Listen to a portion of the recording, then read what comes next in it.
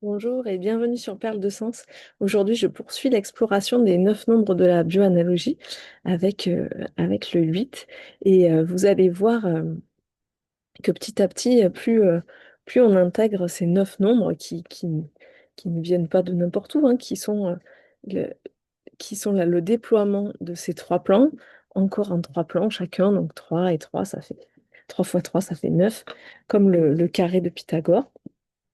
Et ben, en intégrant ça, ça donne vraiment une structure intérieure, une structure de pensée, une structure de vision du monde qui permet de s'appuyer dessus. Et justement, c'est le propre du sujet d'aujourd'hui avec le 8 qui nous parle de cette structure et de l'équilibre à trouver entre la structure qui rigidifie et qui est rigide et qui rigidifie, et la structure euh, et aucune structure. Et le juste milieu, justement, c'est cette structure souple, une structure sur laquelle on peut s'appuyer, mais qui va se déployer petit à petit, qui va se- j'allais dire se perfectionner, s'affiner, voilà, s'affiner petit à petit, cette structure sur laquelle on s'appuie à l'intérieur de nous et qui bouge tout le temps puisque on va l'augmenter petit à petit par nos expériences. Et c'est vraiment ça qui est intéressant dans le 8, qui nomme aussi justement l'équilibre. On l'a vu, hein, la dernière fois, le 8 dans la présence à soi. Euh, Quand on est présent à soi-même, quand on est dans un équilibre intérieur, on a besoin d'une structure. On peut s'appuyer sur une structure intérieure.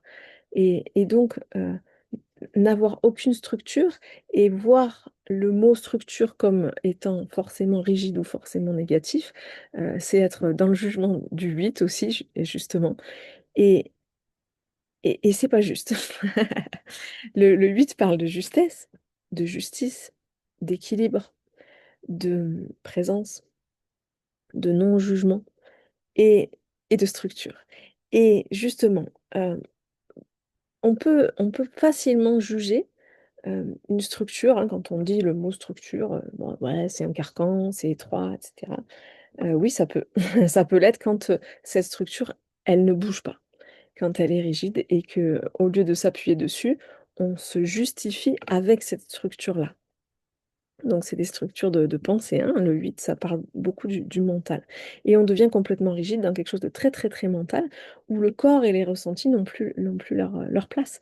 Alors que dans une structure souple, on utilise à la fois le mental et à la fois le corps euh, qui vient renforcer cette structure, qui vient l'élargir, qui vient la faire bouger, en fait.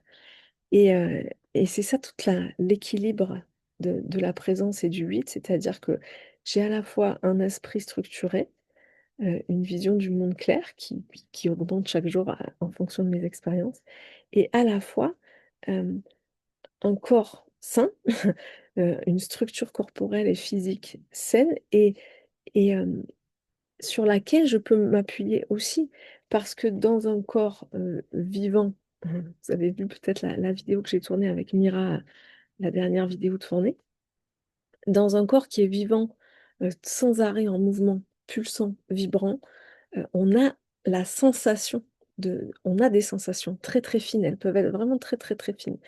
Et si j'ajuste ce ressenti, plus mon ressenti est fin, plus je peux me positionner, faire des choix en fonction de ce ressenti.